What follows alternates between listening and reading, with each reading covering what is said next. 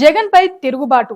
ఆ 11 ఎమ్మెల్యేలు జంప్. అటు అసెంబ్లీ, అటు పార్లమెంట్ ఎన్నికల్లో ఘోర పరాభవానికి జగన్, ఆయన చుట్టూ ఉన్న కోటరీ, సీఎం కార్యాలయ అధికారులే కారణమని ఓటమి పాలైన వైసీపీ అభ్యర్థులు రగిలిపోతున్నారు. కొందరు సీఎంఓను తప్పుపడుతుండగా మరికొందరు జగన్మోహన్ రెడ్డి వైఖరే ఈ దుస్థితికి కారణమని మండిపడుతున్నారు.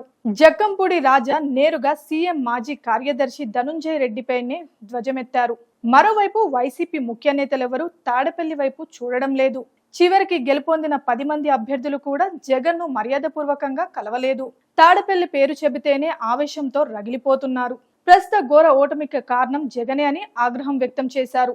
ముఖ్యమంత్రిగా బాధ్యతలు చేపట్టగానే క్యాడర్ ను పూర్తిగా నిర్లక్ష్యం చేశారు. అసెంబ్లీ సమావేశాల సమయంలో మినహా పార్టీ పరంగా ఎమ్మెల్యేలతో భేటీ కావడం, నియోజకవర్గాల స్థాయిలో సమావేశాలు నిర్వహించడం వంటివి లేనేలేదు. క్షేత్రస్థాయి పరిస్థితులు ఆయనకు చెప్పే అవకాశమే ఇవ్వలేదు అని మండిపడుతున్నారు. ప్రభుత్వానికి ప్రజలకు మధ్య వారధిలా ఉండాల్సిన ఎమ్మెల్యేలకు జగన్ విలువ ఇవ్వలేదని కొందరు మాజీ వైసీపీ ఎమ్మెల్యేలు వాపోయారు.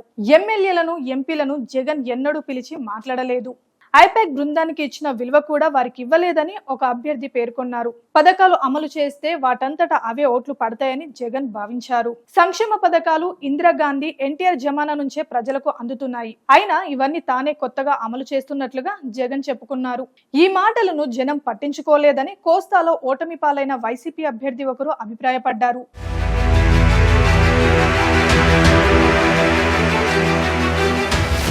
జగన్ మాటలకు ప్రజలు స్పందించలేదంటే అసలు తమను పట్టించుకోలేదని అర్థమైందని వైసీపీ ముఖ్య నాయకుడు ఒకరు వ్యాఖ్యానించారు. పోలింగ్ రోజు ఈవీఎం మీద బటన్ నొక్కగా సైలెంట్ గా మహిళలు బయటకు వచ్చేశారని, అదంతా తమ ఓటే అనుకొని భ్రమలో ఉన్నామని వాపోయారు. అయితే ప్రస్తుతం గెలిచిన 11 మంది ఎమ్మెల్యేలైనా జగన్ తో ఉంటారా అనేది ప్రశ్నార్థకంగా మారింది.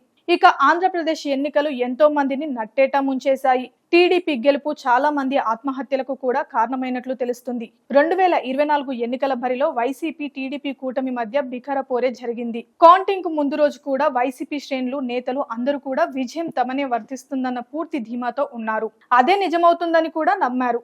కానీ కౌంటింగ్ మొదలైన నిమిషాల వ్యవధిలోనే విజయం తమకు దక్కదని వైసీపీ అభ్యర్థులు గమనించారు. వీరితో పాటు ఇదే విషయాన్ని ఎన్నికల్లో వైసీపీనే గెలుస్తుందని భారీగా బెట్టింగ్లు వేసిన వారు కూడా పసిగట్టేశారు.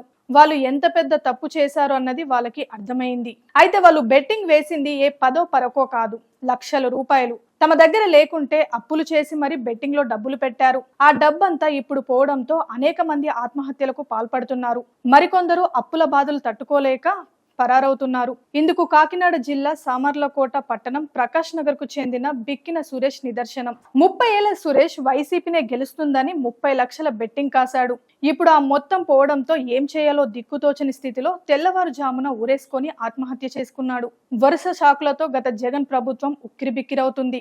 ఈ నేపథ్యంలో ఎప్పుడు ఏం జరుగుతుందోనని జగన్ కోటలో భయం నెలకొంది.